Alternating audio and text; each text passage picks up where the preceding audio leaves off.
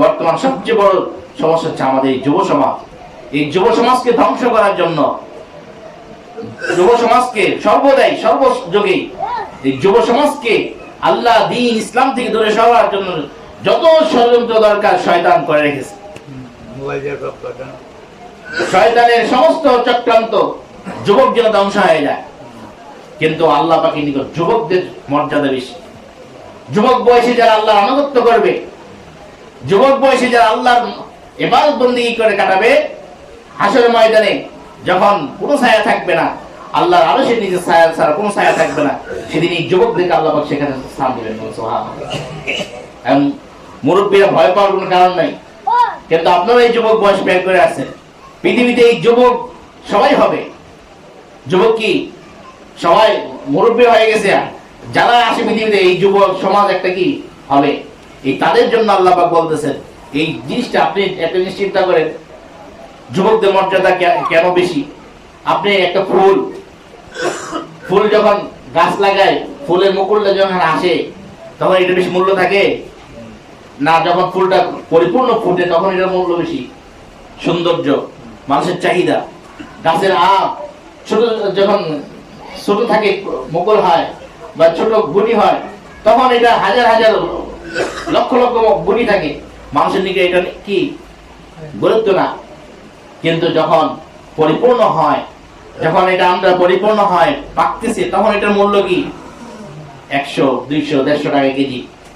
যখন এটা পচা শুরু হয়, ফালাই দেয় এটাকে। এটার প্রয়োজন নাই, এটা কি প্রয়োজন, এটা মূল্য নাই। কিন্তু সব কখন মূল্য বেশি? যখন এটা পরিপূর্ণ হয়। এটা কি একদম ছোট থাকে না, আবার পেকেও যায় না।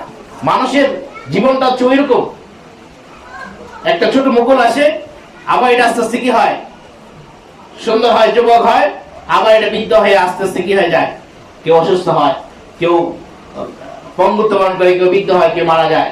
তাহলে যৌবন কালটা কি সবচেয়ে গুরুত্বপূর্ণ? যৌবন কালটা কি সবচেয়ে গুরুত্বপূর্ণ? এই যুবকরা যদি ইসলামের পক্ষে আসে, যুবকরা যদি আল্লাহর দ্বীনের দিকে ফিরে আসে, তাহলে এই বাংলাদেশ না পুরো পৃথিবী পরিবর্তন হয়ে যাবে।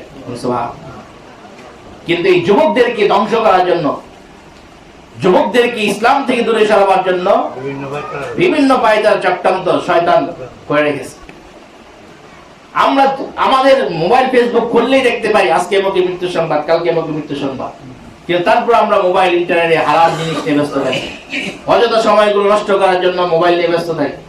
কিন্তু একবারও কোরআন আমাদের হাতের মুঠোয় এখন কোরআন আসছে। মোবাইল ইন্টারনেট ইচ্ছা করলে আপনার মোবাইলের মধ্যে 30 পারা তাফসীর সহ, শুধু কোরআন না তাফসীর সহ আপনি রাখতে পারেন।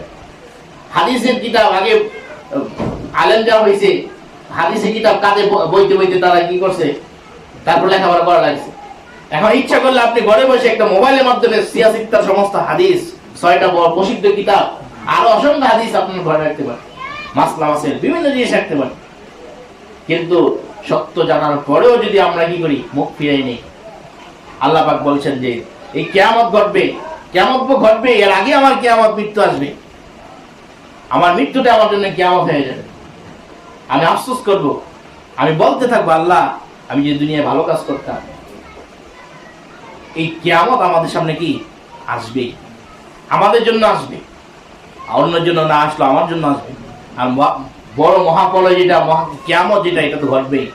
এই ছোট ছোট ভূমিকম্পের মাধ্যমে আমরা ধ্বংস হয়ে যেতে পারি, এবং বড় ভূমিকম্প যখন আসবে তখন আর কেউ থাকবে না। সেদিন সিংহায় ফুৎকার দেওয়া হবে, সেদিন সিংহায় ফুৎকার দিবে, সিংহা ফুৎকারের সঙ্গে সঙ্গে পৃথিবী কাঁপতে থাকবে। কাল্লা ইযা দুক্কাতিল আরদু দাক্কান দাক্কা, সেদিন ধাক্কার পর ধাক্কা দেওয়া হবে। ওয়াজা রাব্বুকা ওয়াল মালাকু সাফফান সাফফা, সেদিন তোমার রব এবং ফেরেশতারা সারিবদ্ধভাবে দাঁড়িয়ে আসবে। রব আসবে এবং ফেরেশতারা কি সারিবদ্ধভাবে দাঁড়িয়ে যাবে। এই কথাগুলো আজকে মুসলমান আমরা জানি, কেন জানি না? এই দ্বীন ইলম থেকে আমরা দূরে চলে গেছি, ওহী ইলম থেকে, কোরআন থেকে, রাসূলের শিক্ষা থেকে আমরা দূরে চলে যাচ্ছি। আমার হাতে একটা মোবাইল থাকলে এখন আমরা মনে করি অনেক কিছু, একটা অ্যান্ড্রয়েড ভালো সেট থাকলে অনেক কিছু, কিন্তু আমরা একটা বারের জন্য কোরআন পড়তে পারি না, কোরআন শিখতে পারি না। কোরআনের কি বলছে।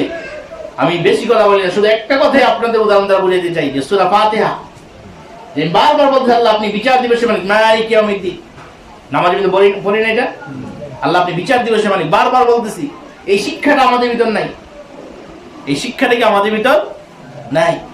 আল্লাহ পাক কেমন গুরুত্বপূর্ণ দেখে এটা বারবার 5 ওয়াক্ত নামাজে 70 রাকাতে 70 বার বলি, 5 ওয়াক্ত নামাজে কমপক্ষে 10 বার হলো আমরা কি যদি ফরজ জীবন তারপর 10 বার হলো পড়ি। কেমন গুরুত্ব দেখে আল্লাহ পাক এই জিনিসটা আমাদের সামনে নিয়ে আসে। সূরা ফাতিহা না পড়লে তার নামাজ হয় না, সূরা ফাতিহা ছাড়া কি নামাজ হয় না।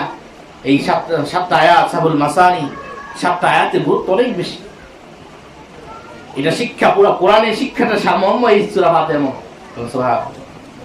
তাহলে আমরা এই কোরআন এই শিক্ষা থেকে, নামাজ শিক্ষাটা থেকে আমরা ধরে বিচার দিবসের মালিক বারবার বলতেছি ইয়্যাকা না'বুদু ওয়া ইয়্যাকা নাস্তাইন, আল্লাহ আমরা একমাত্র আপনার ইবাদত করি, আপনার নিকট সাহায্য চাই। কিন্তু দেখা গেছে এখন বর্তমানে এই পৃথিবীতে আল্লাহ ছাড়া অন্যান্য